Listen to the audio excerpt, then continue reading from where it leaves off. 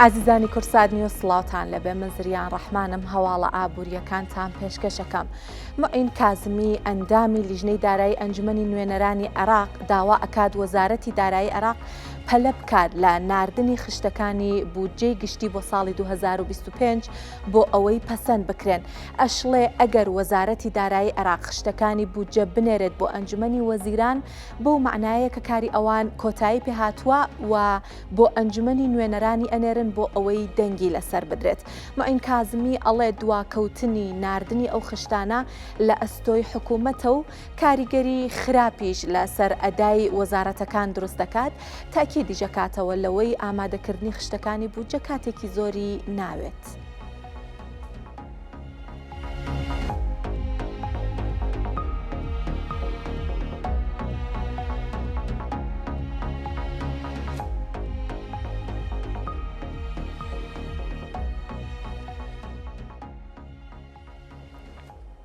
با لێرە باسێکی بڕگەکانتان بۆ بکەم، باسێکی خشتەی موجهتان بۆ بکەم، بزانین لە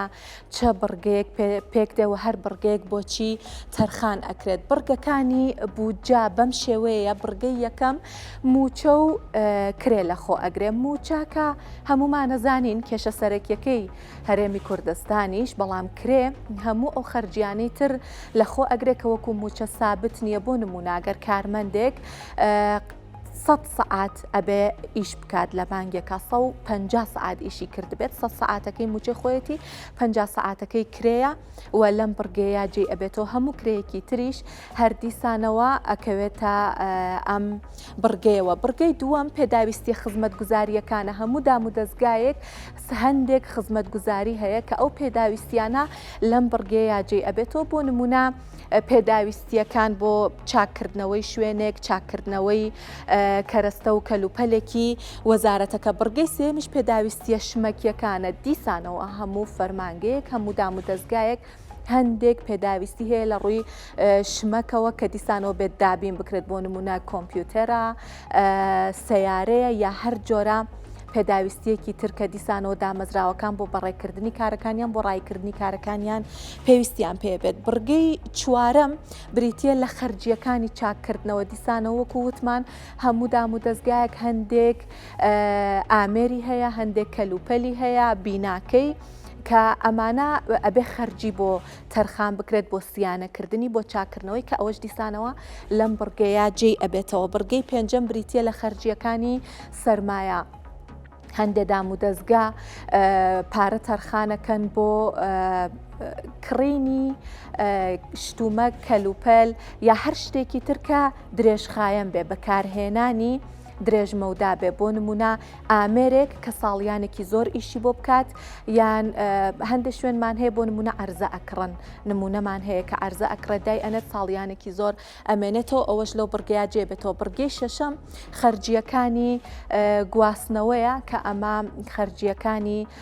کارگێڕی دام و دەستگاکان لە خۆگرێ. بڕگەی حوتەمیش بەخشین و هاوکاری و وەبەرهێنانە. دیسانەوە هەندێک دام و دەستگا دام و دەستگاکان هەندێک پارە تەرخان ئەکەن بۆ ئەم بابەتە. بۆ نمونە بۆ یەکێک لە کارمەندەکانی کە بە پێویستی ئەزانێت 100,000 دینار 500,000 دینار وەکو بەخشین وەکو هاوکاری تەرخانەکات. بڕگەی هەشتەم بەرنامەی تایبەتە. دیسانەوە هەندێک بەرنامەی تایبەت هەیە کە ئەویش دیسان ئەبێت بودجەی تایبەتی بۆ تەرخان بکرێت. بۆ نمونە بەرنامەیەکی تایبەت لە کاتی کۆڕۆنایە بۆ کۆڕۆنایە، بەرنامەیەکی تایبەت بە هەر شتێکی تر دیسانەوە ئەویژە بێت لە بڕگەیەکی تایبەتەوە پارەیەکی دیاریکراوی بۆ تەرخان بکرێت. و بڕگەی نۆیەمیش موچەی خانەنشینان و هاوکاری خانەنشینانە کە ئەمە لە بڕگەیەکی جیاوازە جێ بۆ کراوەتەوە. موچەی خانەنشینان و ئەو هاوکاریانەکە ئەدرێت بە خانەنشینان. پێکهاتەی خشتەکانی بودجە بەم شێوەیە هەموو خەرجیەکانی حکوومەت لەخۆ ئەگرێ، هەموو داهاتەکانی لەخۆ ئەگرێت و لەسەر بنەمای ساڵانی 2023 و 2024 ڕێژێواتە ئەبێت 2023 و 2024 ئەبێت بە بناغەیەک بۆ بودجەی 2025 25 ئەگەر زانیاری ترمان هەبێت سەبارەت من بابەتە بەڵێ وەزارەتی دارایی عێراق هەفتەی کانونی دووەم ڕاگەیەندراوێکی بڵاو کردەوە کە هەر لە بەڕ ڕووناکەی ئەم ڕاگەیەندراوە شابینیمان ماوەی ڕابردوو حکوومەتی هەرێمی کوردستان سەرجەم دەرماڵەکان و پلەبەرزکردنەوە سەرەموچەی ڕاگرت و ڕاگررتنی گواستنەوەی ڕاژە و پلەبەرزکردنەوە دەرماڵەکانەمە تەنها بۆ هەرێمی کوردستان نەبوو. بۆ عێراقیش بوو بۆ نمونە ئەگەر گواستنەوەی ڕاژەمە بسمانوێت کەسێک لەسەر فەرمانگەیەک بێ بیۆێ بگوازرێتەوە یا لەسەر وەزارەتێک بێ بیۆێ بگوازێتەوە ینی بیگوازنەوە لە ئێستاە ئەمە ممکن نییە هەتاوەکو ئەم بودجێ پەسەند ئەکرێت پلەبەرزکردنەوەش هەروە دەرماڵەکانی شەروەوە کووتمان تەنها هەرێمی کوردستانیە بۆ عێراقیش ڕاگیراوە بەڵام لە دوای ئەم پەسەندکردنەوە پێ ئەچێت حتمەن ئەوەی عێراق دەست پێکاتەوە هی هەرێمی کوردستانیش بە ئەگەری زۆر بەڵام پلەبەرزکردنەوەکە ڕوون نییە کە ئایای هەرێمی کوردستانیش هاوکات لەگەڵ عێراق دەست پێ ئەکاتەوە یاخودنا و تا پەسەندکردنی خشتەکانی بودجێ وەکو ئێستا باسم لێ کرد بۆ ئەوەیە کە زیادە ڕۆی دروست نەبێ وەکو وتمان 2023 و 2024 بوون بە بنەما بۆ 2025 بۆیە ئەیانەوێت سەررجەم ئەو بابەتانە ڕابگرن بۆ ئەوەی کە ینی شیکاریەکی باشی بۆ بکەن و لەسەر بنەمایەکی دروست دایبڕێژن و لە کۆتاییە بۆی کە کێشەی دابشکردنی داراییش دروست نەبێت هەر سەبارەت بەم بابەتە لێرە لە ستۆدیۆ میوانێکی باشمان لەگەڵە دکتۆر دیاری شێخ جەلال ڕاوێژکاری دارایی و بانک لێرە لە ستۆدیۆ لەگەڵمان ئامادەیە دکتۆر زۆر بەخێر هاتن ئەزیەتان کێشا سەرەتامێ بۆ دەست پێ بکەم دکتۆر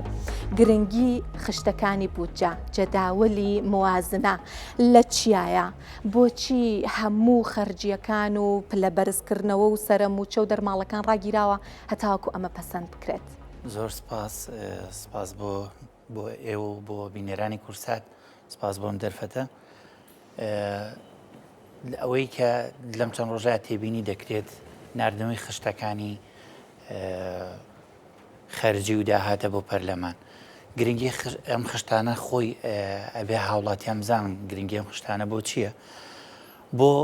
ئەوەی کە دیارە بۆ ڕێخستنەوەی داهات و خەرجەکانە بۆی بزان هەر کەرتێک چی پێویستە داهاتی کە هەر کەرتێک چۆنێک بووە خەرجەکانی چەندێک بووە ئەمە خاڵی دوو زیادکردنی شەفافێتە ئەم خشتانە بۆەوەی کە شەفافێتێکی زیاتر بخاتە بەرچاوی لێژنەکانی وردبینی و هاوڵاتیانش لە هەمان کاتە خاڵی سێمی دەتوانانی ئاماژەی پێبین بۆ باشترکردنی ژێرخانی ئابووری حکوومەتی عێراقیە و کە ئەوێ لە ڕێی کۆنتترۆلکردنی داهاتەکانی و زیادکردنی داهاتەکانی و کۆنتترۆلکردنی جارێکی تری خەرجەکانی پلانێکی تۆکمەتردانێ بۆی ژێرخانی ئابووری زیاتر بەرزکاتەوە باشە عێراق تا چەند سەرکەوتوو بووە لە بەڕێکردنی 2 ساڵی دارایی ڕابردوو بە پێی ئەو بودجەیە کە پەسەندکراوە تا چەند توانێتی سەرکەوت وەک ئەوەی کە تێبینی کراوە لە ماوەی ئەم 2 ساڵە خۆی ڕژنووسی پرۆژە یاسای بودجە ئێمە ئاگادارین چەند جارێکیش لەم منبەرەوە قسەمان لەسەرەوە کرد کە جیاواز لە ساڵەکانی تر حکوومەتی عێراق پرۆژە یاسای بۆ 3 ساڵ ئامادە کرده بوو بۆی کە 2023 و 2024 و 2025 بەم ئاڕاستێ بڕە ئەوەی کە تێبینی کرا 2023 و 2024 بە باشی تێپەڕاندووە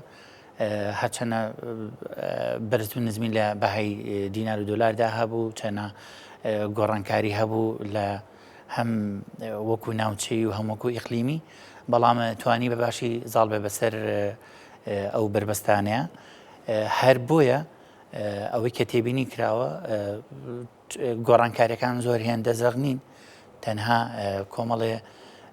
گۆڕانکاری کە پەرلەمان پێویستی بەوە بووە کە پێداچوونەوەی پیابگرێت چونکە ئێمە خۆمانەزانین کە دروستکردنی پرۆژە یاسای بودجە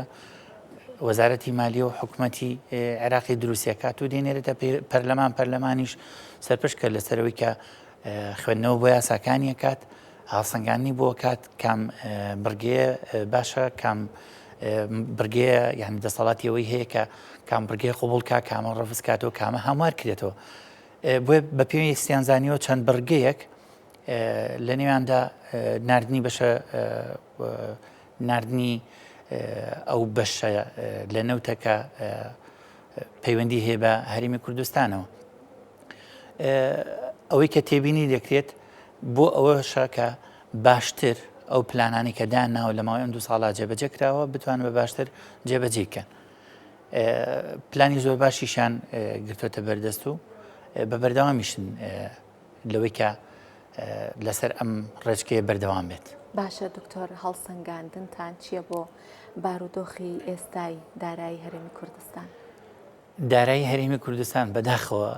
ئێمە وەکو پێشووتریش وتم چەند جارێکی تریژە لێرەوە قسەیمان کردووە بە حکمی ئەوەی کە ئێمە زۆرترین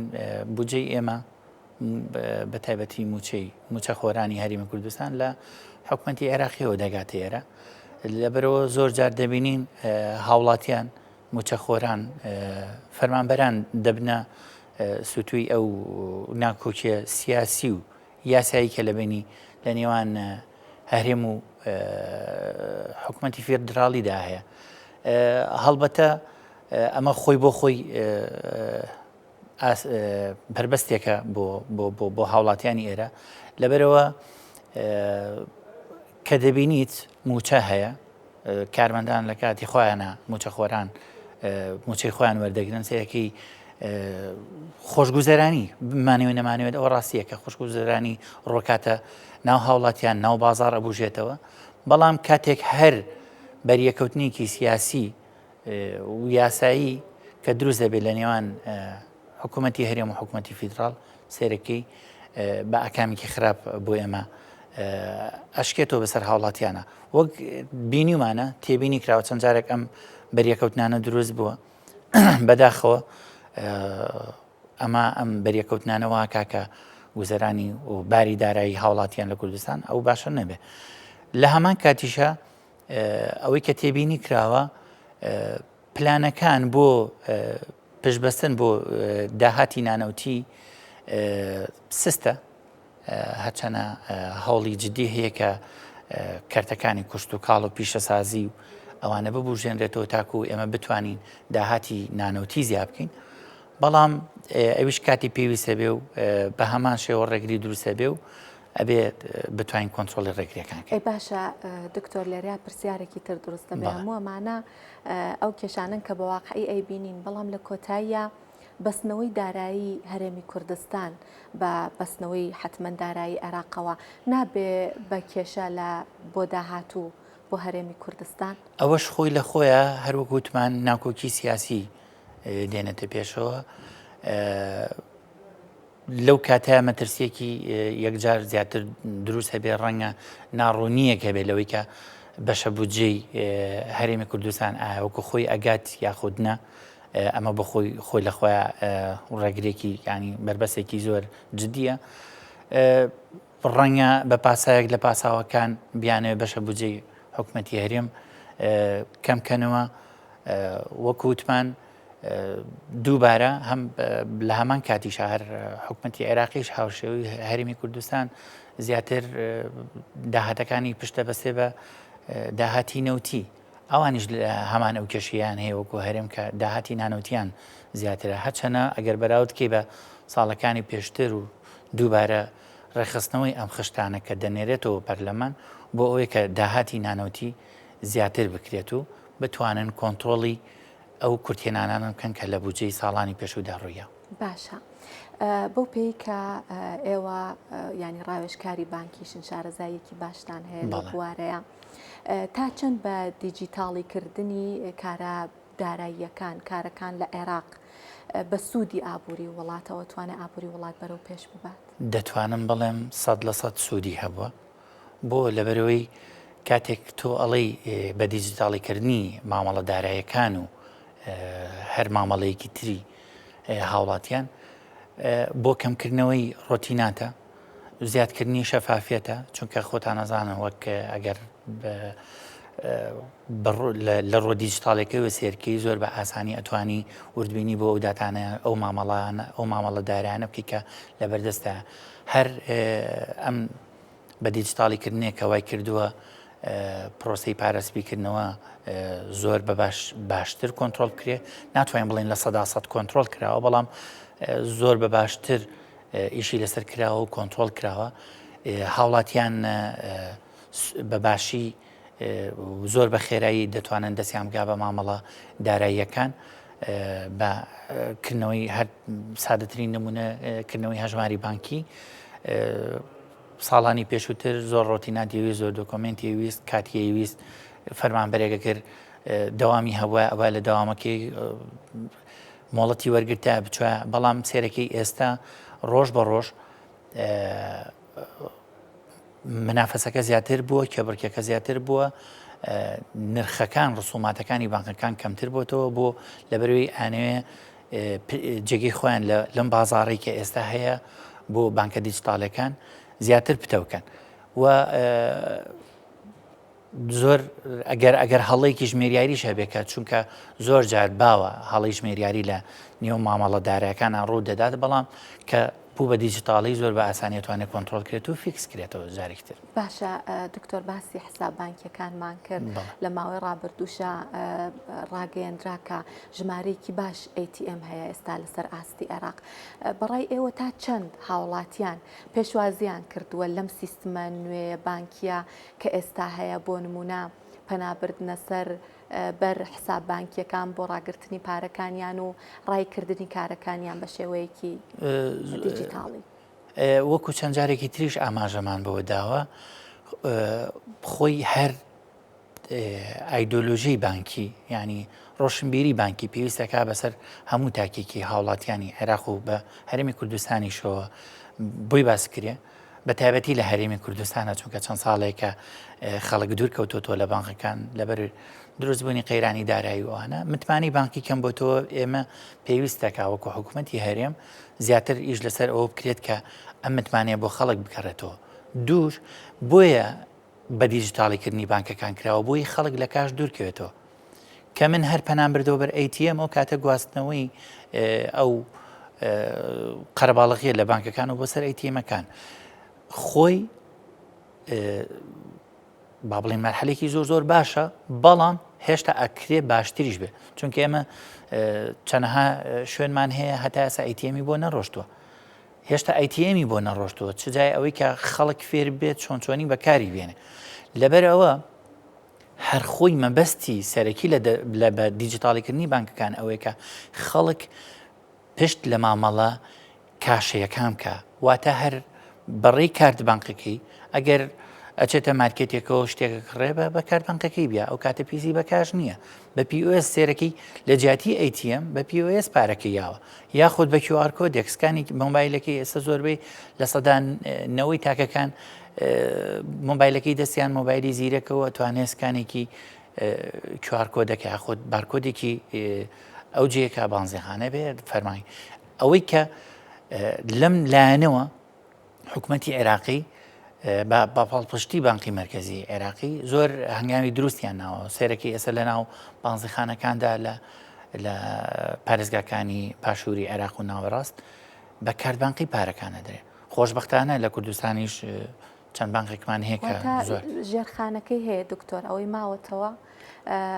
متمانی هاوڵاتیان پەنابەرنە بەرەو ڕێکارانە بەڵێ ژێرخانەکە وردە چەند ساڵەکە ئیشی تیا دروستەکەن ئیشیان تیا کردووە بە بەردەوامیش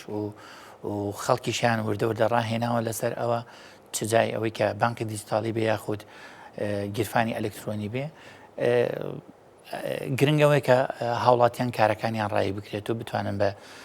بە ئاسانی دەستیان بگا بۆ خزمەت گوزاریانەی کە لە جیهانی سەردەمدا ئێستا بەردەستە. باشە دکتۆر بانکەکان تا چەند ڕۆڵیان هەبووە لە جێبەجێکردنی بودجەیە؟ بانکەکان ئەوەی کە پەیوەندی بوو بێ بۆ بانکانەوە تا ڕادێکی باش سودمەند بوون و ینی توانیوشیانە فاکتەرێکی باش بن لە جێبەجێکردنی پرۆژە یاسای بودجە ئەگەر بە وردی سێری پرۆژە ڕەشنووسی بودجە بکەین سێرەکەین مەسەنەن بەشێک لەو داهاتانەی کە دەست حکوومەتی عێراقی کرێ ئەو حواڵە بانکیانەیە کە پێشکەشی بە هاوڵاتیان و کۆمپانیەکانەکە خۆ دەزانی کە ئەم ئاڵوگۆڕیە دوجار بە عمولا کرێتەوە عمولەشە کڕێتەوە بۆ حکوومەت سێرەکی هەر لە ڕێی بانکە حکومی و تایبەتەکانەوەیە کە وا لە بازرگانان و هاوڵاتیانەکە کە بە ئاسانی دەستیان گا بە و خزمەت گوزاری کە $100 بە نرخی فەرمی بانقی مرکزی وەربگرن. هەڵبەتە ئەمانە هەمووی لە ڕێی بانکەکانەوە بۆ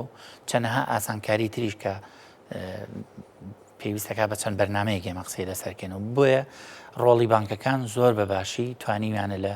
ینی ڕۆڵێکی زۆر بەرچاویان هەبوو لە جێبەجێکردنی بودجەی زۆر سپاس زۆر سپاس دکتۆر دیاری شێخ جەلال ڕاوێژکاری دارایی و بانک سپاس کە لەگەڵمان ئامادە بوون. سپاس بۆ ئێوەش. جیاواز لەم بابەتە چینە لای بەهای دراوەکان بەهای $100 ئەمڕۆ لە بازاڕەکانی عێراق و هەرێمی کوردستان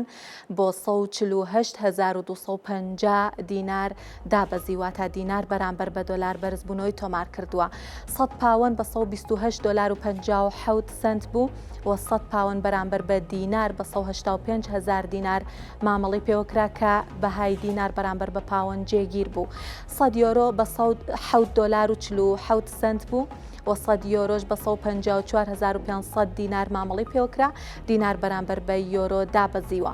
سەلیرەی تورکی بە 4,250 دینار بوو بەڵام تمەن لە ئێران بەرزبوونەوەی تۆمار کردووە $100 لە ئێران و تارانی پایتەخت بە 8,935,000 تمەن مامەڵی پێوەکرا و 100,000 تمەنی ئێرانیش بە 1,750 دینار بوو لە بازاڕەکانی هەرێمی کوردستان. سەبارەت بە زێر ئەمڕۆ زێر بەرز بووەتەوە نرخەکەی ناسەقامگیرە و هۆکاری بەرزبوونەوەی زێڕیش دابەزینی دۆلار و بەرزبوونەوەی خواستە بۆ زێر بەرزبوونەوەی خواستیش بەهۆی ئەو سیاسەتە بازرگانیانەوەیە کە ترامپ ڕایگەیاندووە بەشێکی بەرزبوونەوە کە هۆکارەکەی ئەوەیە بە دیاریکراوی ئەو باجە گومرگیەی کە سەپاندوێتی بەسەر مەکسیک و کەنەدا و چینە. ئەو وڵاتانش کاردانەوەیان هەبوو بەڵام وەزیری بازرگانی ئەمریکا لە هەمان کاتاوتوێتی ئەگەری هەیە ئەو باجە گومرگیانی کە بەسەر بەرهەمەکانی کەنەدا و مەکسیکا سەپاندویانە کەم بکرێتەوە. هۆکارێکی کەی بەرزبوونەوەی خواست بۆ زێڕیش هەڵپەساردنی یارمەتیە سەربازیەکانی ئەمریکا بۆ ئۆکراین بوو. نرخی زێر بەراورد بە 24 سەعات پێش ئێستا نزیکەی $10 بۆ هەر ئۆنسەیەک بەرز بووەتەوە بەڵام ئەمێ بەراوردکاریەکی سەرنجڕاکێشیشتان بۆ بکەم بزانین زێر چی بەسەرهاتۆ بۆ چێڵی ناسەقامگیرە بەراورد بە 30 ڕۆژ پێش ئێستا یەک مانگ یەک ئۆنسە زێر $67 هاتووەتە سەر نزیکەی لە 2.36 بەرز بووەتەوە بەڵام لە 6 مانگە یەک ئۆنسە زێر $413.55 گرام بووە لە یەک ساڵیشە $762 هاتووەتە سەر. بە دیاریکراوی لە ساڵێکا لە 135 زیاتر لە 135 زێر گرام بووە. ئەمڕۆ لە بازاڕەکانی جیهانیش ئۆنسەیەک زێر بە $2,914 مامەڵی پێوەکرا. لە هەرێمی کوردستانیش مسقالێک زێڕی ئایارە 21 بە 614,000 دینار بوو مسقالێک زێڕی ئایارە 18 بە 526,000 دینار بوو هەردووکی بەرزبوونەوەی تۆمار کرده بوو. سەبارەت بە نەوت ئەو هەواڵەکە وەزیری بازرگانی ئەمریکا ڕایگەیاندەبوو سەبارەت بەوە کە ئەگەری هەیە باجە گومرگیەکانی سەر بەرهەمەکانی مەکسیک و کەنەدا کەم بکرێتەوە کاریگەری لەسەر نرخی نەوتیش دروست کردووە. گۆڕانکاری لە باجە گومرگیەکان ئەتوانێت ئاراستەی نەوت بگۆڕێت بۆ نمونە نەوتی مەکسیک بچێتەوە بازاڕەکانی ئاسیا و واشنتنی شاوردەکەی لە ئەمریکای لاتینەوە بەرز بکاتەوە.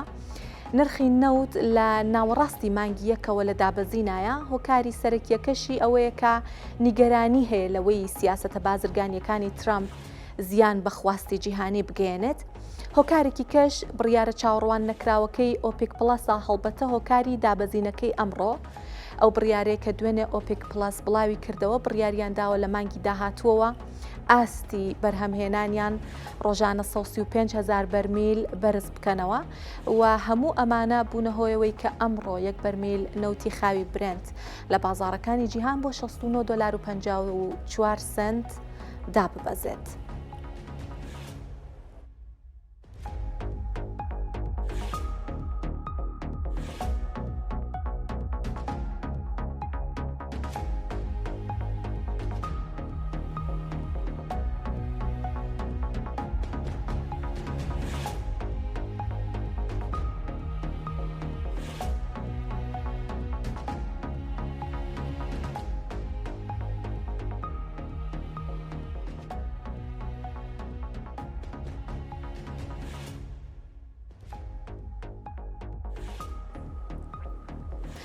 ئەنجومەنی جیهانی زێڕەڵێ دیێدەگی زێڕی عێراق لە مانگی ڕابردوو 10 تۆن زیادی کردووە و ئێستا عێراق خاوەنی 162.7 تۆن زێڕە. عێراق بۆ بوونی زۆرترین یەدەگ لە جیهانە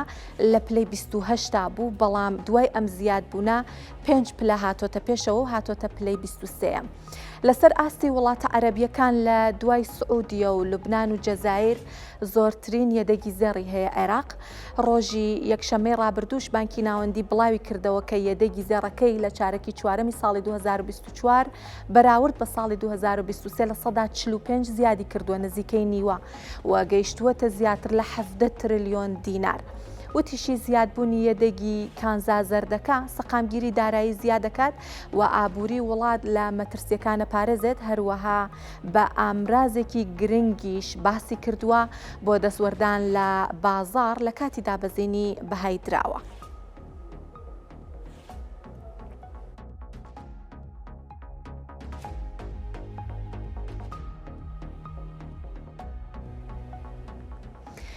سەرکردە و سەرۆکەکانی وڵاتانی عەرەبی ڕۆژی سێشەممە لە کۆبوونەوەیەک لە قاهرە پلانی میسریان بۆ ئاوەدانکردنەوەی کەرتی غەزە لە دوای جەنگ پەسەند کرد. دکتۆر لەتیف ڕەشید سەرۆکۆماری عێراقیش بەشدار بوو، وتاریشی هەبوو پلانەکە بەرهەڵەستیەکە بۆ پێشنیارەکەی ترامپ کە مشتومڕێکی زۆریشی لێکەوتبووە. ترامپ لە پێشنیارەکەی وتبووی غەزە چۆڵ بکرێت، دانیشتوانەکەی بۆ شوێنێکی تر بگوازرێنەوە و کەرتەکە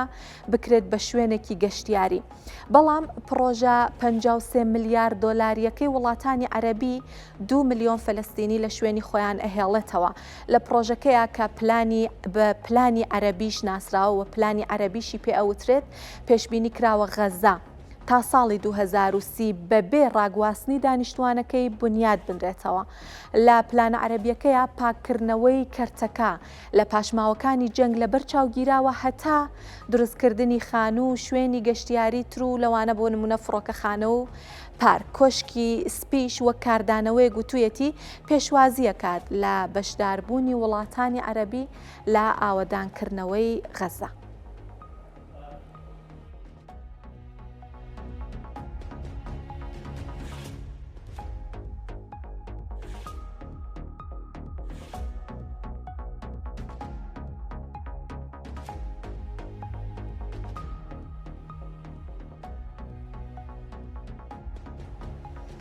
بالێرە پێتان بڵێم پرۆژە عەرەبیەکە بۆ ئاوەدانکردنەوەی غەزە چی لە خۆ ئەگرێ، بڕیارە چی لە غەزە بکەن و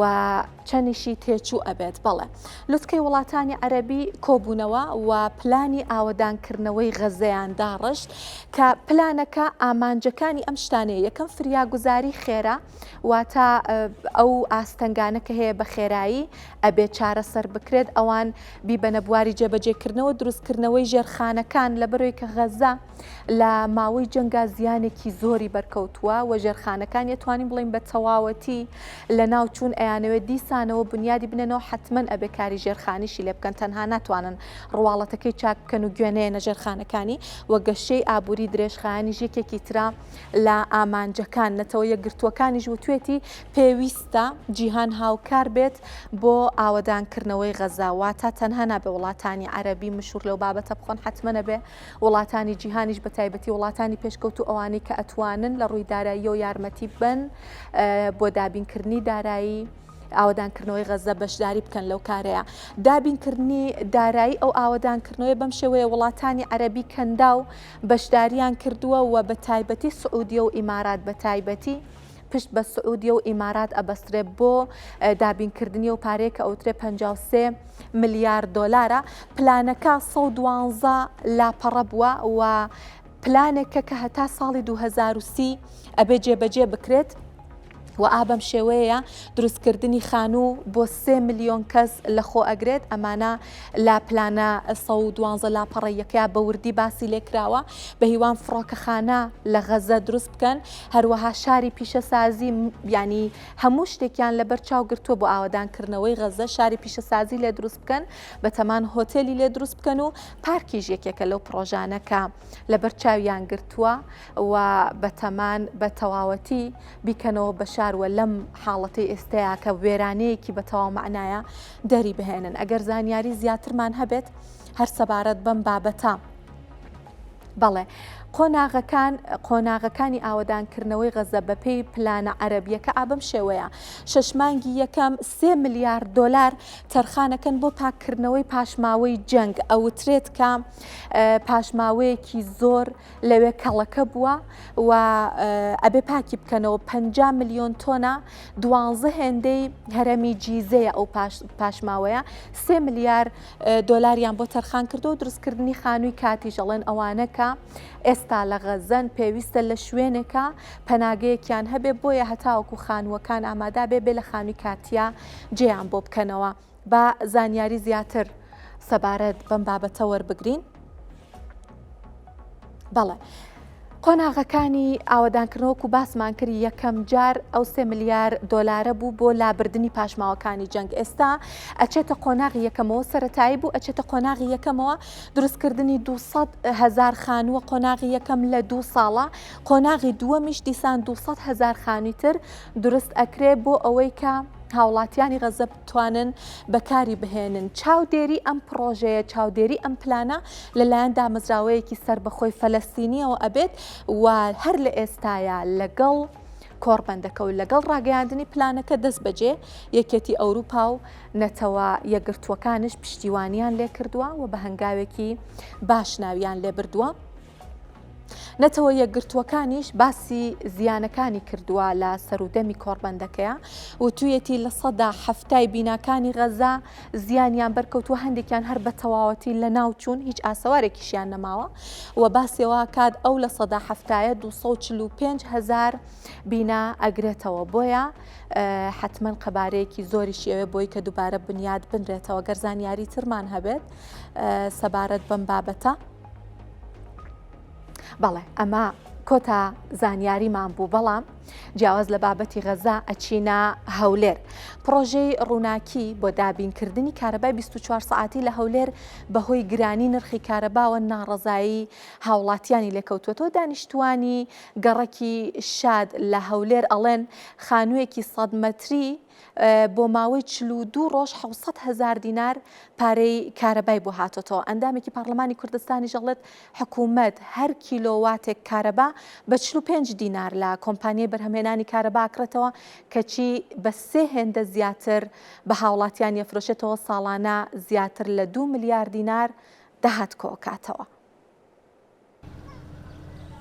پرۆژەی ڕووناچی بۆ دابینکردنی کارەبای 24 سعاتی ناڕەزایەتی زۆری هاوبەشان و دانیشتوانی ئەو گەڕەکانی بە دوای خۆی داهێناوە کە پرۆژەکەی تێدا جێبەجێ کراوە. حاجی عەلی دانیشتووی گەڕەکی شادیە لە شاری هەولێر ئەگەرچی خانووکەی تەنیا 100 مەترا کەچی لە ماوەی 42 ڕۆژدا 691,750 دیناری بۆ هاتۆتەوە هەر بۆیە پرۆژەی ڕووناچی بە پرۆژەی تاریکی ناو دەبات. بەداخەوە پرۆژەی ڕووناچی بۆ پرۆژەی تاریکی خەڵکەکە لە ترسی کارەبای ناوێت گلۆپەکان پێکات ینی کابرا بە 300,000 لە کرێی بیتن و 400,000 کارەبای بداتن ئەو کە یارمەتی فەقیریە بەش بە حالی خۆمە من 601,000 دینارم لە هاتیتەوە یەکاک خۆمە لە ماری مەشینی لە حیمم نییە هیچ شتێکی وام نییە زەی ئیشتیباه بێتن خانیەکە 105 مەترە معقول نییە ئەی کابرا ئەگەر خانەکەی 200 مەتر بیت 400 مەتر بی معنەیەوە دەبێت هەر ملیۆنی بەغار بژمێریتن لەو حالەتەی دەوری 50,000 داتۆ 50,000 600,000 دوایەکە توپڕ بووە 140,000. عمەر لە سوچێکی ماڵەکەی دوکانی کەلوپەلی کارەبایەتی داناوە لەگەڵ دانانی سیستەمی وزەی خۆر لە سەربانی ماڵەکەی لەگەڵ ئەوەش دابیری لە کڕین و دانانی مۆلیدا بۆ ماڵەکەی کردوتەوە چونکەوە خۆی دەڵێت پرۆژەی ڕووناچی بۆ ئێمە دەست نادات. کۆتا مانگ 185,000 لەباتەوە ئەمە تاقە شەمسیمان هەیە ئەویش بەکاردێنین بەڕاستی یعنی دامنە مۆلیدەکی بکڕم لە بۆ ئەو فەراغی کە بابن شعانی فاتریمان نامینێ ئیدی هەرێک جاری لێ بکەمەوە ئێستا بووین لە ماری خۆم بوویمە کرێتی کارەبای. ئەندامێکی پەرلەمانی کوردستانیش دەڵێت حکوومەت بۆ هەر کیلۆواتێک کارەبا بە 45 دینار لە کۆمپانیای بەرهەمهێنانی کارەبا دەکرێتەوە کەچی بە 3 هێندە بە هاوڵاتیانی دەفرۆشێتەوە و دەیەوێت لە ژێرناوی ئەم پرۆژەیە ساڵانە بڕی زیاتر لە 2 ملیار دۆلار داهات کۆبکاتەوە. هاوڵاتیەکی ئاسایی لە گەڕێکێکی شعبیە چۆن ئەتوانێت 240,000 بدا بەکرێ کارەبا ئەمان دەڵێن کارەباکەینە 24 سعات بەڵێکەنە 24 سعات بەڵام نیتە بۆی بەکاری بێنی دوو پلانەکەیان ئەوەیە لە ماوەی ساڵێکە داهاتی کارەبا ببێ بە 2 بۆ 2 ملیار و نیو دۆلار ئەمە لەسەر حسابی کێ لەسەر حسابی خەڵک. تا ئێستا لەسەر ئاستی پارێزگای هەولێر 17 گەڕک پرۆژەی ڕووناچیان پێگەیشتووە و نزیکەی 7,000 هاوبەش لەو سیستەمە بەشدار بوونا بڕیاریشە لە ئایندەدا پرۆژەی ڕووناچی تەواوی کوردستان بگرێتەوە. گەیلان سابیر کورساد نیوز هەولێر. بەهۆی تایبەتمەندی مانگی ڕەمەزان و خواست لەسەر هەندێک کاڵاو بەرهەم زیاد دەبێت بە تایبەتی لە مانگی ڕەمەزانە خواست لەسەر جۆرەکانی شەربەت زیاکات و کارگەکانی بەرهەمهێنانی شەربەتیش چەندین جۆری جیاواز شەربەت دروست دەکەن بە تام و ڕەنگ و کواڵەتی جیاوازەوە. هاوڵاتیانیش زیاتر حەزیان لە شەربەتی مێوژە و بە تایبەتی خواست لەسەر شەربەتی مێوژ زیاترە. زیاتر لە 35 ساڵە شەربەت دەفرۆشێت. هەر جارە و جۆرێک لە شەربەتی جیاواز دروست دەکەن تا لەگەڵ خواستی تەمەنە جیاوازەکان بگونجێت. بەڵام لە مانگی ڕەمەزانی پیرۆزدا شەربەتی مێوش دەکەن بەسەرەکی و زۆرترین ڕێژەی لێ بەرهەم دەهێنن. بڵین مێوش زەمە دوو نوعیشمان هەیە، بێشەکریشمان هەیە و شەکەینی ئەتیادیشمان هەیە. مەز هەیە بێشەکرەکەخوا هەیە ئەوەی کە شەکرەکەی دیایخوا زیاتر بۆ مناڵشتەوە بەڵام ئێتر لیمۆ هەیە و مۆزە پرتەقاڵە گوێ زندیە کاڵەکە هەنارە ئێتر ئەوانە گێ بە پێ پێویستە بەڵام زیاتر خواستی سەر مێوژە لەمەی دەرەجەیەکە. نرخیان چۆنە؟ وەڵا ئەمانەیە دانەی بە هەزارە ئەم ئەتیادەکان بەس بێشەکرمان هەیە بە 2000 تەمەردمان هەیە بە 2000. شەربەتەکانیش جگە لە جیاوازیان لە تام و ڕەنگدا لە کوالێتیشدا لە ڕووی سروشتی و دەستکردیەوە جیاوازیان هەیە بەواش نرخەکەی گۆڕانکاری بەسەردادێت. شەربەتی مێوژەکەمان زیاتر خواسی لەسەرە وەک لە ئەلوانەکان ئەلانەکان زیاتر مناڵ حەزی زیاتر لێەوە. چه شەربەتێکمان هەیە ئەمساڵ جیاواز لە ساڵانی ڕابردوو؟ وەڵاهی ئەم ساڵ وەکو زیادمان کردبێ کاڵکمان زیاد کردووە گوێزیندیمان زیاد کردووە خەڵک حەزی زیاتر لێتی ئەویش. جیاواز لە مانگەکانی دیکە لە مانگی ڕەمەزاندا هاوڵاتیان خواستیان بۆ شەربەت زیاد دەکات و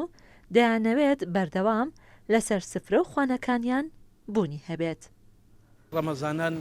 هەموو ئێوارێک شەربەتی مێوش لەسەر سفرەمان هەیە لەبەرەوەی شتێکی باشە هەم بۆ ڕۆژوان سوودیشی زۆرە بۆ ئەوانەشی کەم خوێنە. هەموو ساڵێک لەم کاتەدا بەم شێوەیە بازاڕی شەربەتە جیاوازەکان گەرم دەبێت و کارگەکان زۆرترین شەربەت دەخەنە بازارەوە تا حەزی ڕۆژوانان بۆ خواردنی شەربەت پڕ بکەنەوە. ڕێزان محەممەد، کورساد نیوز، سلێمانی. ترامپ لە کۆبوونەوەی کۆنگرێس وتی زێلێنسکی ئامادەی بۆ ڕێکەوتنی کانزا دەگمەنەکان. ترامپ داوا لە ئۆکراین دەکات بە کانزا دەگمەنەکانی ئەو یارمەتیە دارایی و سەربازیانە قەرەبوو بکاتەوە کە لە ماوەی 3 ساڵی ڕابردووە لە ئەمریکاوەری گرتووە. چەند ڕۆژی ڕابردوو گفتوگۆیەکی تند لە نێوان ترامپ و زێلێنسکیا ڕوویدا لە کۆشکی سپی و بەهۆیەوە ڕێکەوتنی کانزا دەگمەنەکان ئەنجام نەدرا. دواتر ئەمریکا بڕیاریدا یارمەتیەکانی بۆ ئەو وڵاتە هەڵپەسێرێت.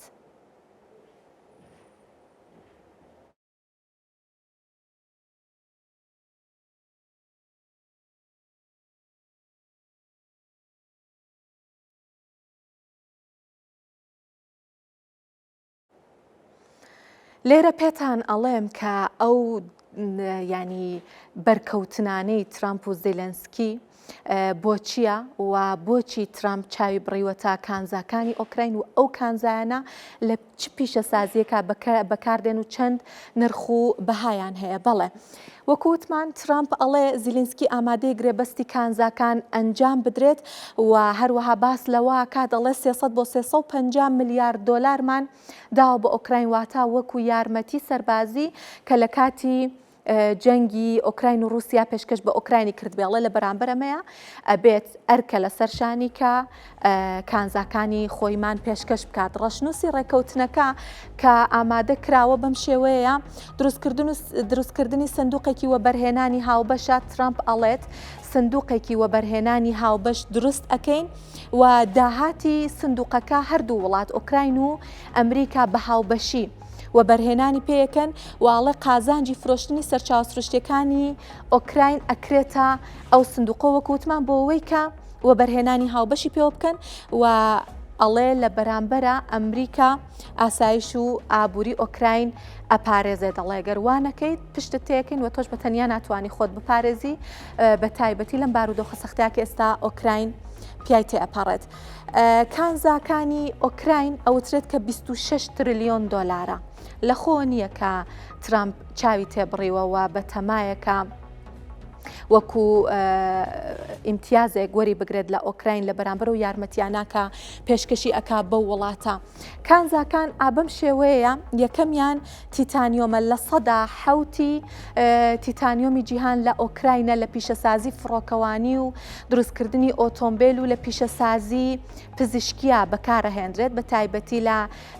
ینی پزیشکی بەشی دیان و ئێسک و هەروەها لە پیشەسازی کیمیاییشە بەکارەهێنرێت بە تایبەتی بۆ کۆگاکانی ڕاگررتنی مەوادە کیمیاییەکان بۆ دروستکردنی کاغەزیش کەڵک لەم کانزایە وەرئەگیرێت. کانزایەکی ترکە هەمانە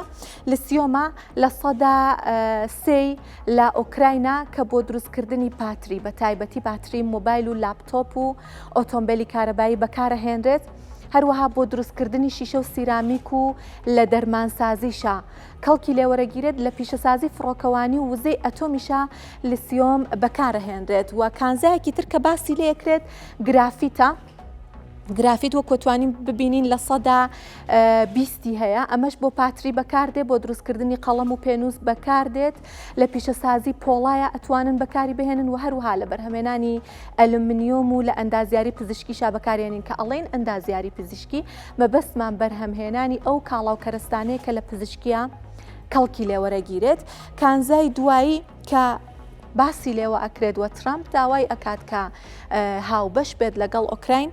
گالیۆمە کە ئۆکراین پێنجەم گەورەترین بەرهەمهێنەری گالیۆمە. گالیۆمیش لە پیشەسازی ئەلکترۆنیە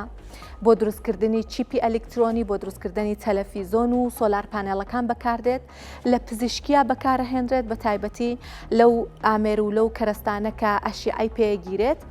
لە پیشەسازی کەرەستەی سەربازیشە هەر ئیستفادەی هەیە کەڵکی لێوەرەگیرێت وەکو سیستەمەکانی پەیوەندی.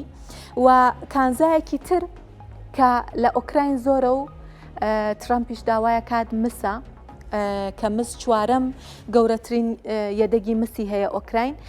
ئەم بەرهەمە لە بەرهەمهێنانی ئەم کانزای لە بەرهەمهێنانی بەرهەمە ئەلکترۆنیەکان کەڵکی لێوەرەگیرە بە تایبەتی لە وایر لە پیشەسازی بیناسازیە لە پیشەسازی ئۆتۆمبیلە بە تایبەتی پیشەسازی ئۆتۆمبیل لە دروستکردنی رادیاتەر و ستۆپ و پارچە ئەلکترۆنیەکان بەکارەهێنرێت. و دیسانەوە مسیش لە ئەندازیاری پزیشکیشا کەڵکی لێوەرەگیرێت بۆ دروستکردنی ئامێرە پزیشکیەکان و شتی لەو شێوەیە. دابینکردنی لە 150 گازی نیۆنی جیهان لەلایەن ئۆکراینەوەی جا گازی نیۆن بۆ ڕیکلام بەکارەهێنرێت. ئەبینین ئەو شاشانەکە بۆ ڕیکلام بەکاری ئەهێنن ئەوە دروستی ئەکەن نووسراوەیەک بە ڕنگ لەسەری ئەڕوات ئەمە لە ڕێگەی گازی نیۆنەوە ئەکرێت بۆ لەیزەر و دروستکردنی چیپ و لە پیشەسازی بۆشایی ئاسمانیش ئەمە بەکاری ئەهێنن. و کانزایەکی ترکە هەیە جارەکە باسی زێڕ ناکەم باسی ئاسنەکەم ئاسنیش ڕوونە کانزایەکی گرانبەهایە لە بیناسازیە لە ژێرخانەکانە لە پیشەسازی ئۆتۆمبیل و ئامێرە پیشەسازیەکانە کەڵکی لێوەرەگیرێت بۆ کەلوپەلی ناوماڵیش دروستکردنی کەلوپەلی ناوماڵیش کەڵکی لێوەرەگیرێ. زێڕیش کە پێم وانییە پێویست بە وتن و پێویست بە وەسفکردن بکات لە بەرەوەی کە یەکێ لە گران بەهاترین کانزاکانی جیهانە. خواستێکی زۆری لەسەرە هەرکەس ئەو کانزایی هەبێت حتمما پشتی گەرمە بە تایبەتی لە قەیرانە ئابوووریەکانە و ئۆکراینیش خاوەنی 27.4 تۆن یەدەگی زێڕە. و ترامپەڵێ بێ هەر قازانجێک لە فرۆشتنی ئەم کانزانە دەستمانەکەوێت بە شێوەی هاوبەش و بەرهێنانی پێ بکەین. جیاواز لەم بابەتە بچینە لای بابەتێکی تر کە ئەویش هەر پەیوەندی بە ترامپەوە هەیە دوایەوەی کە ڕاگەیەندرا کە ترامپ باجا گومرگیەکانی بۆ سەر مەکسیک و کەنەدا و چین ئەخاتە بواری جێبەجێکردنەوە وە کاردانەوەیەکی خێرا بڕیارەکە کاریگەری لەسەر بازاڕی پشکەکانی ئەمریکا دروست کرد و پشکەکانی ناسداک و داوجۆنز و SP 500 دابەزینیان بەخۆ بینی زێڕیش بەرز بووە دوای بڕیارەکە هەر ئێستاش ئەمڕۆژ زێر لە ژێر کاریگەری ئەو بڕیارە بەرزبوونەوەی باشی تۆمار کرد بەڵام ئابووری ناسان نیگەرانن لە کاریگەریە درێژخایەنەکانی ئەو بڕیارە و هۆشداریەن لەوەی کە لەو سێ وڵاتاوە تەنانەت لە ئەمریکاش ئەبێتە هۆی لە دەستچوونی هەزاران کار و پیشە. دۆناڵد ترامپ ڕایگەاند لە سڵای 25 باجی گومرگی بۆ سەر بەرهەمەکانی کەنەدا و مەکسیک لە ڕۆژی سێشەمەوە دەچێتە بواری جێوەجێکردنەوە و هاوکات لە سەدادا باجی دیکەشی بەسەر بەرهەمەکانی چیندا سەپاندووە. بازاڕی پشکەکانی ئەمریکا لەوانە نازداک و داوجۆنس و SP 500 بە خێرایی کاردانەوەیان هەبوو بۆ هەواڵەکە و دابەزینیان تۆمار کرد. ترامپ هۆکاری جێوەجێکردنی بڕیارەکە بۆ ئەوە دەگێڕێتەوە کە کاتی گەیشتن بە ڕێکەوتن لەگەڵە وڵاتانە کۆتایی هاتووە و دەڵێت ئیتر هیچ مەجالێک بۆ مەکسیک و کەنەدا نەماوە و هەروەک دەزانن باجە گومرگیەکان دەستنیشان کراون و ڕێکخراون و دەچنە بواری جێوەجێکردنەوە. ترامپ هەر لە یەکەم ڕۆژی دەستبەکاربوونیەوە هەڕەشەی کردبوو کە ئەگەر بێت و مەکسیک و کەنەدا و چین داواکاریەکانی سەبارەت بە ڕاگررتنی کۆچی نایاسایی و توندکردنەوەی چاودێری سنوورەکان و ڕێگری لە قاچاقی مادێ هۆش بەرجەبجێنەکەن باژی گومرگی دەخاتە سەر هاوردەی کاڵا لەو سێ وڵاتەوە کە سێسەرەکی ترین هاوبەشی بازرگانی ئەمریکا. سەرۆکی ئەمریکا سەرەتای مانگی ڕابردوو بڕیارەکەی دەربارەی مەکسیک و کەنەدا بۆ ماوەی 30 ڕۆژ هەڵپەسات بەهۆی ئەوەی نوێنەری ئەمریکا لەگەڵ ئەو وڵاتانە دەستیان بە گفتوگۆ کردبوو. بەڵام لە سەدادا باجی گومرگی بۆ بەرهەمەکانی چین هەر ئەو کات چووە بواری جێبەجێکردنەوە و ئێستا لە سەدادا باجی گومرگی دیکە دەخاتە سەر بەرهەمەکانی چین و ئەوە بەمانای لە سەدا 20 باجی گومرگیە بۆ بەرهەمە چینیەکان تەنها لە ماوەی مانگێک. هەندێک لە ئابووریناسان هۆشداریان داوە کە باجە گومرگیەکانی ترامپ زیان بە ئابووری ئەو وڵاتانە دەگەێنێت و دەبێتە هۆی لە دەستدانی چوونی ژمارەیەکی زۆر لە کارەکان لە وڵاتە. ئەو سێ وڵاتەش لە وەڵامی ترامپدا ڕایانگەاندووە کە کاردانەوەیان دەبێت و ڕێکاری هاوشێوە دەگرن نەبەر کاوش ئەگەری پەرسەندنی جەنگێکی بازرگانی جیهانی بەربڵاو بەرز دەکاتەوە. سەرۆکوەزیرانی کەنەدا دەڵێت باجە گومرگیەکان هەزاران کار و پیشە لە کەنەدا ڕوبەڕووی مەترسی دەکاتەوە و ئەوەش هەڕەشەیەکی گەورەیە بۆ وڵاتەکەمان. سەرۆکی ئەمریکا ڕەتی دەکاتەوە کە ئەو بڕیارانە زیان بە ئابووری ئەمریکا و تەنانەت هاوپەیمانەکانی لە باکووری ئەمریکا بگەێنێت کە چەندین دەیە لەگەڵ کەنەدا و مەکسیک بازرگانی ئازادیان هەیە. کەنەدا ڕیزبەندێکی ئامادە کردووە کە 30 میلیارد دۆلار بەرهەمی ئەمریکی لە خۆ دەگرێت بۆ ئەوەی باجیان بەسەردا بسەپێنێت و چینیش ڕاگەاندووە کە ئامادەیە بۆ گرتنەبەری ڕێکاری هاوشێوە و ئەگەری هەیە بەرهەمە کوشت و کاڵەکان و خۆراکی ئەمریکی بکەنە ئاماج.